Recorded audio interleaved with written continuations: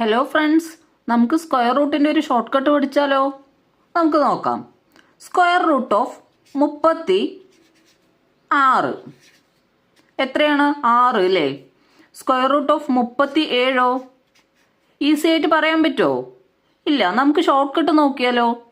Square root അറിയുന്ന ഒരു നമ്പറുമായിട്ട് split ചെയ്യും. 36ൻ്റെ സ്ക്വയർ റൂട്ട് നമുക്കറിയാം 36+1. ദെൻ സ്ക്വയർ റൂട്ട് ഓഫ് 36 എന്ന് പറയുന്നത് 6 പ്ലസ് 1.